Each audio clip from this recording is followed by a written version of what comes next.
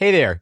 A few weeks ago, people started tagging this show on Twitter with links to a video from TikTok. And it starts with this question. What's a piece of information that you learned that feels illegal to know? Which is a prompt. It's an invitation for folks to make what gets called a stitch on TikTok. That's a video that starts with a prompt and then stitches on a response.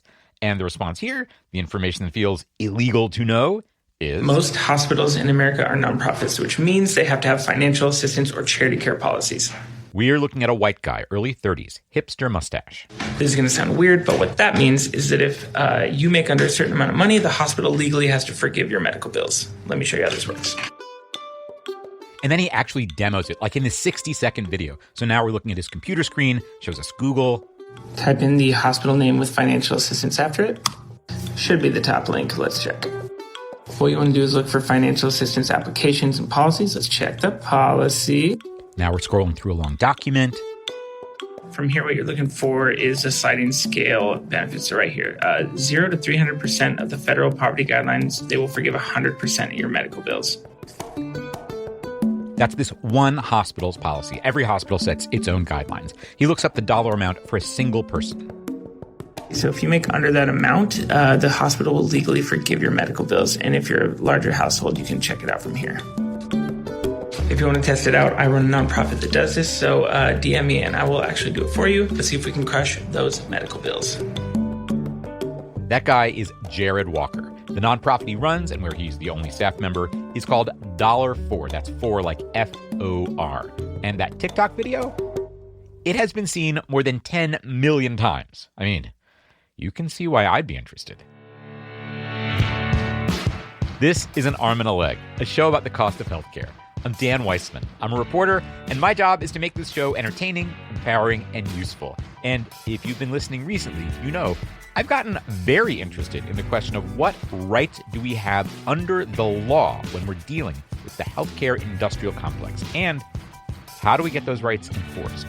So this idea that lots of us may have a legal right to get medical bills forgiven, and that word is getting around, this is super timely and could be kind of a big deal. Just to clarify the legal basics, federal law requires nonprofit hospitals to have charity care policies and to make them public and, presumably, to follow them. That's all true. As you can imagine, there are limits. The law doesn't say what the policies have to be, like how generous, and this law only applies to nonprofit hospitals. Some hospitals are for-profit, and lots of medical providers are not hospitals. And of course, lots of folks make too much money to qualify for charity care, but not nearly enough money to pay the bills they get from hospitals. There's more fine print, other limits. But yeah, a lot of people get a lot of bills from a lot of hospitals that they should be able to get forgiven because of this law, which is news to a lot of us. Kind of exciting news. Jared's story is super interesting. He's kind of halfway backed into the whole thing over the course of more than 8 years. And what he's doing raises some big questions, like, how far could this go? Here's where it starts. In 2012, Jared was working his way through college in Portland, Oregon, managing a couple of trampoline parks. And one day, his wife got a call. Her Aunt Jo had died after a long battle with cancer. About 10 minutes later, I get a phone call. My cousin goes into labor, 7 weeks premature. The baby needs a heart surgery to live. And nobody even knew. I mean, the bills hadn't even come through yet, but that was a big part of the conversation. I just thought, that seems dumb. Like, why are we talking about that? He also thought, I know we're not the only family having these conversations today. And he started wondering, how could I help some of those other families out? And it's worth remembering, this is like 2012, so GoFundMe is not yet really such a big deal. Jared looked for a place to do some volunteering, like for a group that helps people with medical bills. But I was not able to find a single one that was just directly, hey, we'll pay the medical bills or we'll help with paying rent or putting food on the table or whatever. So when I tried to give my time to it and realized that there actually wasn't a place to give my time. And he thought, well, maybe I could start something like that. And it really was like at the time, it was, let's do this cool thing. But I didn't think I'd be devoting my freaking life to it. It was just like, this was just gonna be a fun little side project. This was his idea. Get a bunch of people to chip in $1 a month and pool that money to help a different family every month to pay somebody's medical bills. And I remember people thinking it was kind of crazy. people were just thinking like, no, you go and get really big donors. Like, that's what you do. But Jared was like, I'm going for it. But one step at a time. He had the idea in April. In December, he put on a little benefit show at a local church to kick things off. The entertainment was pretty much slapped together. It was just like my friends and some like college students that had a band that wanted to play. So it was just a bunch of random things, but we just like promoted the heck out of it. Jared says he got maybe 300 people there. The local TV news showed up. So I'm thinking, well, gosh, like people dig this idea. But then I started getting questions of like, oh, well, are you a 501c3 and who's on your board? And I'm thinking, okay, I don't know what the hell I'm doing. Like, what is a 501c3? 501c3 is the section of the U.S. tax code that authorizes official charities. And being a 501c3 is nonprofit speak for having an okay from the IRS to take tax-exempt donations. Having a board of directors is an IRS requirement. Jared took a methodical approach to catching up. He gave away the money he'd collected to families he'd identified, and he stopped accepting more. But he started studying up and making plans in between classes and his hours at the trampoline park. I'm working on this on the side, writing a business plan and creating, a pitch deck and videos and just trying to keep at it. For like 2.5 years. And then I just decided, okay, if I'm going to do it, I'm going to freaking do it. I'm going to quit my job. I'm going to go for it. So that's what happened. We launched in August 2015. $4 wasn't set up to pay him a salary at first. He and his wife had some savings, and for a while they were basically crashing in her parents' basement. And he took little side gigs. I was bartending at night, and I was working like events and just hustling around trying to get some money wherever I could. And he was collecting dollars one at a time and finding families who could use some, taking referrals from social service agencies. It worked. In $4's first full year of operations, they gave away $80,000. And this one time, it seems like Jared actually used this charity care mechanism to get debt forgiven, accidentally. He'd raised money for a young woman, but it wasn't enough to cover the whole hospital bill. I was doing my thing. I called the hospital, trying to talk this bill down, trying to figure this out. And I'm telling the whole situation. And the hospital was like, oh, what's the address? We'll mail you this packet. And I was like, okay. So we fill it out, and that family called me and was like, oh, they basically wrote off the debt. And I'm just thinking, oh, that's awesome. Like some donor at the hospital foundation or something must have just said, oh, I'll cover the bill or something like that. It really did not sink in at all. And then he got a new board member, Eli Rushbanks. I'm a consumer protection lawyer. Who had a very definite idea of what he wanted to do. In the course of his consumer protection work, Eli had picked up on the legal mechanism that Jared eventually distilled into a TikTok video. Nonprofit hospitals are required to do charity care, and you can hold them to it. I had a client, and I was beating my head against the wall, and I just stumbled upon this administrative code that referenced charity care and pulled on that thread. Suddenly, what had looked like a hopeless case was done. Debt canceled. He was like, this is a thing. I was trying to shout about this from the rooftops. Other attorneys were not super encouraging. They didn't know anything about it. They didn't really get it. They kept telling me, I don't think there's a practice there because if the clients are already in debt, they probably can't pay your fee. So like these kind of older mentor attorneys were trying to steer me away from it. But I was just vocal about it. And eventually somebody said, you should meet this guy, Jared. They met for coffee, and Eli agreed on the spot to join the board. He thought Jared's group $4 was basically a perfect vehicle for using these laws. What I was trying to do in private practice was not nearly as effective what it could be under the banner of $4. Jared didn't immediately see it, but Eli seemed like a good dude. Having an attorney on the board, because like I don't know what the hell I'm doing. So our values definitely aligned from the first meeting. So I was like, yeah, dude, like let's figure this out. And if this is a thing, then let's explore it, Jared was being polite because, he wanted Eli to join the board. At that point, I'm still thinking like, okay, man, like this isn't real, He was like, no, let me show you how this can work. And so I said, well, the next person you get in, send my way. We'll go through the process. We'll see if we can get that debt forgiven. Guess what? It worked. Jared remembered that case he'd worked on earlier. And I was like, man, this is weird. I think I did this once. Eli, I think I did this on accident before. Okay, the light's going on. Then they do it again, and it works again. He got a couple bills to go away, and I'm thinking, what the hell have I been doing this whole time? So Once Eli showed me that, I was like, okay, well, we're changing our model real quick. They took their time. They wanted to go big. Eli had a background as a web developer. They compiled the charity care policies from all the local hospitals and built a website where you can plug in your income, pick your hospital off a menu. And it would tell them if we thought they would qualify and for exactly how much. And then it would send them through and we'd kind of walk through the application. The website went live at the beginning of 2019. That year, Jared says they worked with maybe 80 or 100 families and helped them through the process. Then in 2020, he says that number about doubled. He estimates they helped make $2 million in charity care happen. And then, in late 2020, my little sister, Grace, was like, yo, you need to get on TikTok. And I'm thinking, no freaking chance am I getting on TikTok. I don't want another platform to worry about. I don't want to have to create more content. I hate social media. But they already had a freelancer who was helping them post to Instagram. They let the guy make a TikTok, a kind of We Are $4 promo video. So just, threw it out there. And I was kind of like, oh, cool.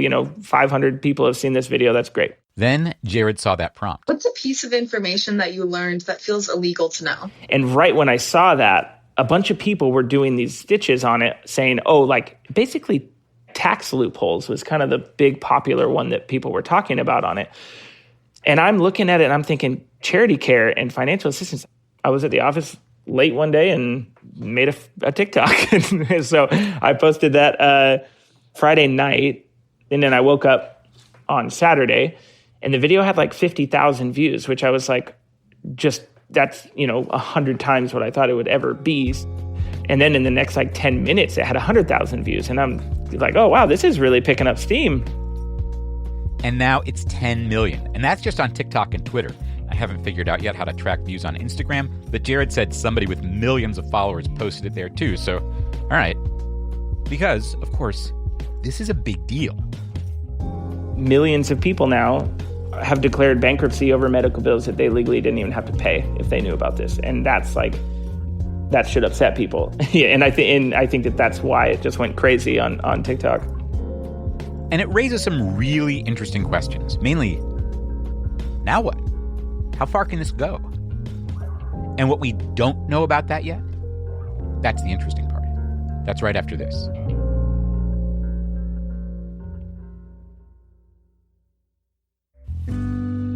This episode of An Arm and a Leg is a co-production with Kaiser Health News. That's a nonprofit news service covering healthcare in America. Kaiser Health News is not affiliated with the big healthcare outfit, Kaiser Permanente. We'll have a little more information about Kaiser Health News at the end of this episode. So, okay, Jared and $4 have a super viral video. What next? Well, first, they've got a lot of messages to answer, which they asked for. In the video, I say, yeah, test me. Shoot me your info and I'll do this for you. Yeah, that really backfired. No. He says he's gotten thousands and thousands of messages. We're just scrambling to try and respond. My niece is 16. I was like, yo, here's my credentials. Get on here and start replying to people. Copy and paste this message. And I'm just rallying the troops. So, for instance, Jared's been booking lots of hours with local virtual assistants thanks to one of his board members who runs the company they work for and is cutting Jared a deal. They're moving so fast, Jared says they're running into a new problem. After you reply to a certain amount of messages on TikTok, TikTok thinks you're a bot and they lock you out. Yeah. Oops. He says he's working on it. Meanwhile, messages are coming in from Instagram and Twitter and email too. But Jared says this kind of follow-up, it's necessary. It's not enough just to tell people, hey, you have these rights. Because the follow-through takes work. It takes patience and it helps to know what you're doing. The hospitals are going to make you they're just going to make you jump through these hoops. Hey, we want these pieces of proof of income, and then you send them in and they say, well, we want this and this too. And then, oh, well, okay, send us this. You're doing this snail mail thing back and forth. It's this is crazy. This should be easy, but it's not easy. It's gotten easier for Jared. He's done hundreds of them. He says he can get some cases dealt with in an hour if the person has sent in all the right info on the first go and if the hospital is playing nice. But that's after a lot of practice. And this is his job, not something he's stealing time to do. And he's not in a medical crisis himself. If you just got diagnosed with cancer or, you just need an advocate, you just need someone that can help you and hold your hand through it. And that's what we want to be. Jared and Eli say they're just starting to think about how to scale up. $4 is a really tiny operation. Jared is the only permanent person on staff. He was working out of coffee shops until the pandemic wiped those out. The pandemic also made office space cheaper, so he's rented a little spot a few blocks from home. And right now, he's got a lot of TikTok messages to answer. So thinking about how far this could go, one question is, how can Jared and Eli scale up? And another question, a bigger one really, is how much of this stuff is there to do? How much medical debt could be written off, crushed, like Jared says, if everybody just applied for it, especially with someone like Jared in their corner? Like, what's the universe? I've done some poking around, and the answers really are what you might expect. Like, number one, nobody really knows. But number two, from what we do know, it's definitely a lot. Like, a lot. Let's start with what we do know.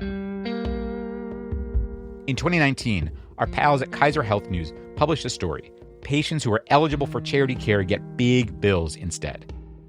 And this is not based on a few anecdotes. The reporter, Jordan Rao, he pulled tax records for thousands of nonprofit hospitals, and almost half of them had told the IRS, oh yeah, that's something we do. We send bills to people who could have qualified for charity care under our own policy. And of course, the details were heartbreaking and enraging. One hospital told its workers never voluntarily offer patients a charity care application. If the patient asks you for one, you blow off that request and insist that they give you a deposit, and you do that 3 times. If they ask you a 4th time, then okay, give them the application.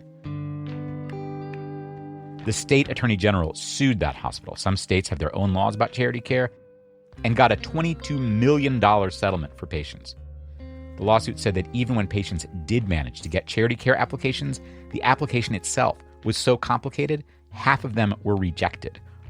One former patient who talked to Jordan said it was, quote, like a book you had to fill out. She remembered a question about the make and model of her car. She said, I was like, you want me to sell my car to pay my hospital bill? A former employee there talked to Jordan and called it a money-making system. She said people would be crying at registration desks. I mean, of course they were. Some of these hospitals went on to throw folks into collections or even sue them. You may remember a story we did about a journalist named Wendy C. Thomas from Memphis. She called out the biggest hospital in town for suing thousands of patients, and her reporting caused them to back down, actually. Journalists, I love it. According to the numbers in Jordan's story, it looks like that hospital itself believed that half of the folks it was suing qualified for charity care under the hospital's own policies.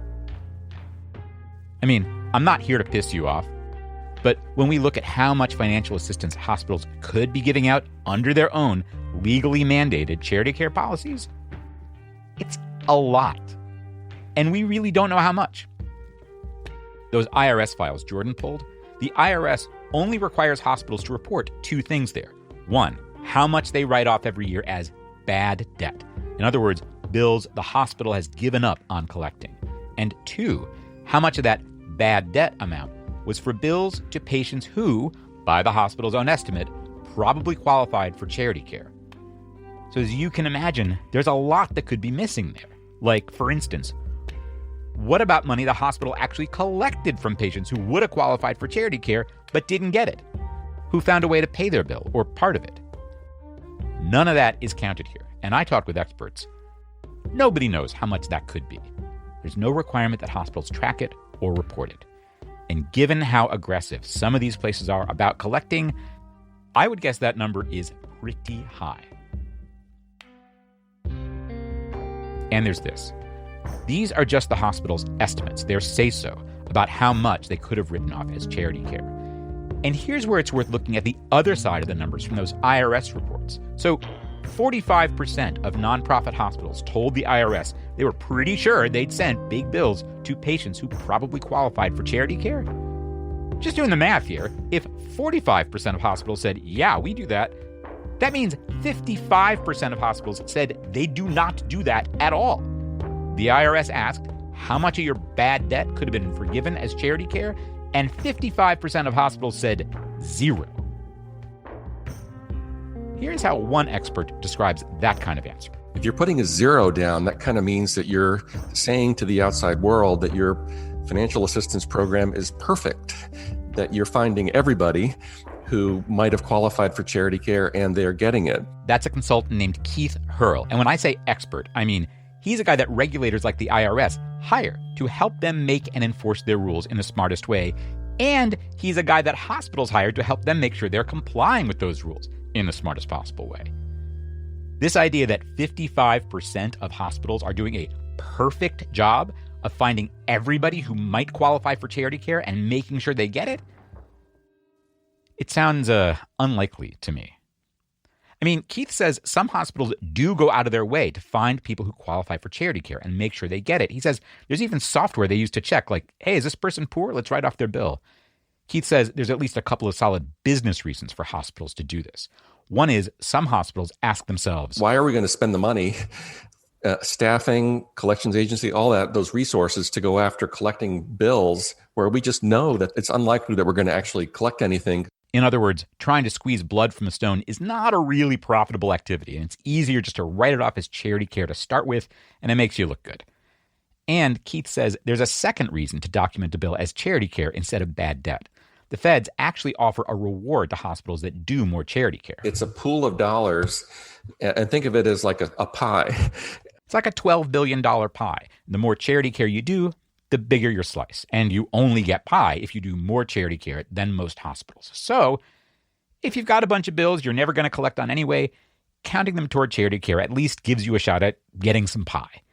And Keith says, of course, hospitals have other reasons not to book too much charity care. He says you don't want to get a reputation as being the most generous place in town because then everybody will come. Great, right?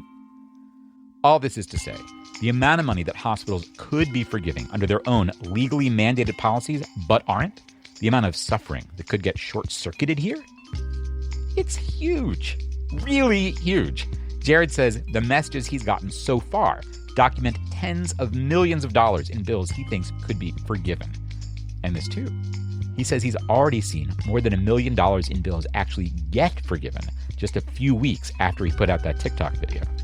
I mean, every morning I wake up, people messages saying, hey, I saw your TikTok, changed my life. I had $15,000 in medical bills and the hospital just sent me a letter, it's gone. And then there was one that was like $260,000, something like that. And then there's what he's already been able to do because he knows his way around, including some state-specific laws that give us even more rights. In Washington, this literally happened yesterday. One of the virtual assistants that I work with, she had some medical bills. And she had been on a payment plan for the last 2 years. She qualified for charity care. Hospital wrote her check for about $5,000. She got it yesterday, and they wrote off the rest of the debt. So you can't do that everywhere. But in Washington, if you have been on that payment plan, I will get you that money. So Jared, he's overwhelmed and encouraged.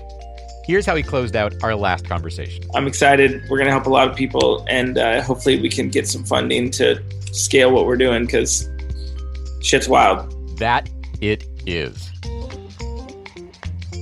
I love this story so much. Jared's organization is called $4. That's $FOR. The website is $4.org. They're on TikTok and Instagram and other social media, and I'll be keeping an eye on them for sure. And none of this is a total fix for what ails us, but holy cow, man, we keep finding these little pockets of wiggle room, stuff we can do to help ourselves and help each other, and I just love getting to do this show. Thank you for listening. Thank you for supporting the show. Because of you, we're here every 2 weeks with a new episode for the duration. Thank you. And thank you for being my eyes and ears. I learned about this story because of you. The day after Jared posted his video, you tagged me on Twitter, and I got email from you too. My inbox is full of tips, of horror stories, and of people saying, yes, how can I help? And you have some great ideas. It's going to take me a minute to catch up, but I'm working on it. Meanwhile, you have no idea how much you are helping already. Please keep it up. armandalegshow.com/contact. I'll get you in 2 weeks. Till then, take care of yourself. An Arm and a Leg is produced by me, Dan Weissman, edited by Marion Wang. Daisy Rosario is our consulting managing producer. Adam Raimonda is our audio wizard. Our music is from Dave Weiner and Blue Dot Sessions. Special thanks to Jordan Rao of Kaiser Health News, Saye Nikpe of the University of Minnesota, Carrie Chapman of the Legal Council for Health Justice, and Stephanie Goldberg of Crain's Chicago Business, who all lent their expertise for this story. This episode of An Arm and a Leg is a co-production with Kaiser Health News. That's a nonprofit news service about healthcare in America, an editorially independent program of the Kaiser Family Foundation. Kaiser Health News is not affiliated with Kaiser Permanente, the big healthcare outfit. They share an ancestor, this guy Henry J. Kaiser. He had his hands in a lot of different stuff. Really different. Poured concrete, like for the Hoover Dam, smelted aluminum, built ships, owned a bunch of TV stations. Busy guy. When he died more than 50 years ago, he left half his money to the foundation that later created Kaiser Health News. You can learn more about him and Kaiser Health News at armandalegshow.com/Kaiser. Diane Weber is national editor for broadcast, and Tanya English is senior editor for broadcast innovation at Kaiser Health News. They are editorial liaisons to this show. Thanks to Public Narrative, a Chicago-based group that helps journalists and nonprofits tell better stories, for serving as our fiscal sponsor, allowing us to accept tax-exempt donations. You can learn more about Public Narrative at www.publicnarrative.org. Finally, thank you to some of the folks who have pitched in at armandalegshow.com/support. Thanks this time to David Ho, Camille, Holden Carrao, and Peg Harper. Thank you.